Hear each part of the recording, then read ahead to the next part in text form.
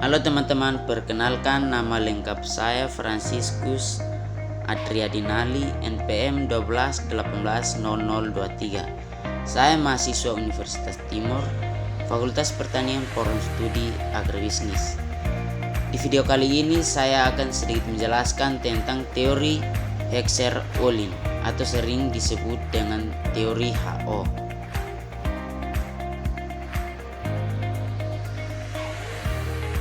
Pengertian teori Heckscher-Ohlin atau teori HO. Teori perdagangan internasional modern dimulai ketika ekonomis Swedia yaitu Eli Heckscher pada tahun 1919 dan Bertil Ohlin pada tahun 1933 mengemukakan penjelasan mengenai perdagangan internasional yang belum mampu dijelaskan dalam teori keunggulan komparatif. Sebelum masuk ke dalam pembahasan teori HO, tulisan ini akan sedikit mengemukakan kelemahan teori klasik yang mendorong munculnya teori HO. Teori klasik komparatif atau advantage menjelaskan bahwa perdagangan internasional dapat terjadi karena adanya perbedaan dalam productivity of labor atau faktor produksi yang secara eksplisit dinyatakan antar negara.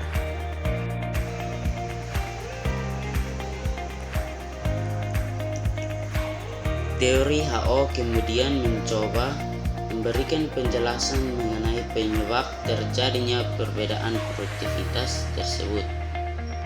Teori HO menyatakan penyebab perbedaan produktivitas karena adanya jumlah atau proporsi faktor produksi yang dimiliki oleh masing-masing negara, sehingga menyebabkan terjadinya perbedaan harga barang yang dihasilkan.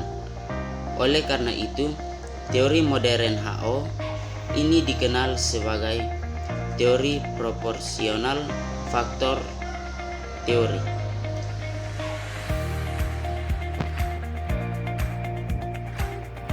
Berikut analisis teori Heckscher-Ohlin menggunakan dua kurva, yaitu yang pertama, isokos adalah kurva anggaran produksi yang mencerminkan kombinasi dari dua input atau faktor produksi yang mempunyai biaya yang sama. Yang kedua, isokuen adalah kurva yang memberikan tingkat output produksi yang sama untuk berbagi kombinasi menggunakan dua input variabel.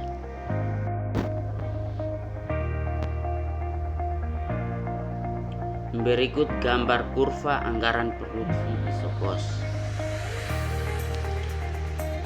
Dapat kita lihat bahwa pada gambar A menjelaskan adanya perubahan garis isokos. Hal ini disebabkan oleh adanya perubahan harga input. Kurva isokos pada gambar A terjadi penurunan biaya input. Perubahan kemiringan kurva isokos pada bagian tenaga kerja dari 1 ke 2 menunjukkan bahwa perubahan tersebut mendorong penggunaan tenaga kerja lebih banyak. Anggap saja tenaga kerja atau upah lebih murah sehingga jumlah tenaga kerja ditambah. Begitu pula yang ditunjukkan pada nomor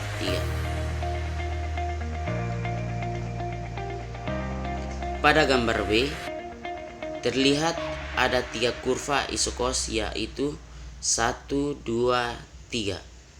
Pada gambar ini diilustrasikan terjadi perubahan kemampuan anggaran. Misalkan kurva anggaran isokos pada 1, lalu terjadi penambahan kemampuan anggaran.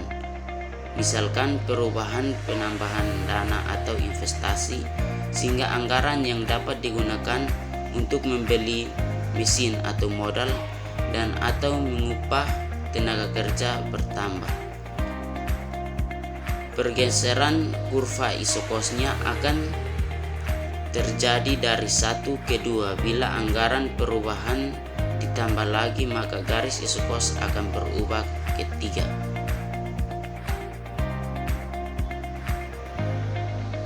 Yang berikut gambar kurva isokuen.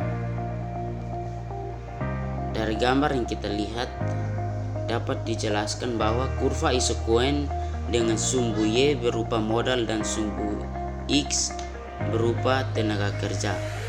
Kurva isokuen Z menggambarkan tingkat output produksi yang sama. Artinya ketika produksi di sepanjang garis tersebut akan sama outputnya. Namun input yang digunakan memiliki komposisi yang berbeda. Misalkan pada titik A, titik B maupun titik C memiliki tingkat hasil produksi yang sama. Misalkan outputnya 100 roti, maka titik A, B, dan C sama-sama menghasilkan 100 roti. Meskipun demikian komposisi input yang digunakan berbeda. Ada yang lebih banyak tenaga kerja dan ada yang lebih banyak mesin atau modal. Itulah yang ingin digambarkan dalam kurva isokuen. Pada titik A, untuk menghasilkan output sejumlah Z, maka diperlukan tenaga kerja sebanyak X1 dan modal sebanyak Y1. Pada titik ini, perusahaan lebih memilih menggunakan modal. Maksud dari penggunaan modal di sini bisa saja modal yang perusahaan gunakan untuk membeli mesin. Makanya modal atau mesin sering ditulis bersama. Kondisi ini disebut dengan kapital intensif.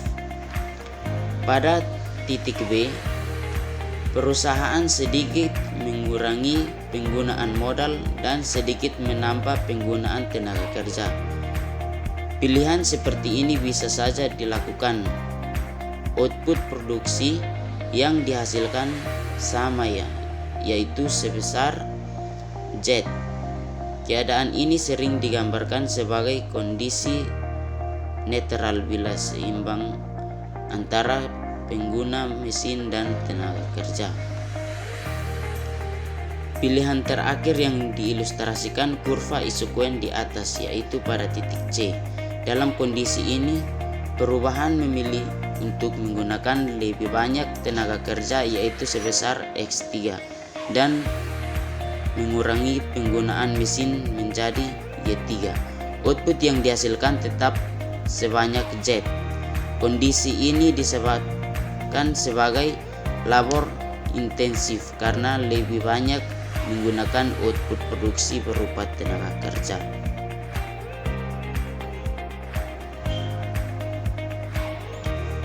Baik teman-teman, ini adalah sedikit materi yang saya bagikan tentang teori Heckscher-Ohlin atau sering disebut dengan teori HO. Semoga dapat bermanfaat. Sekian dan terima kasih. Salam sukses.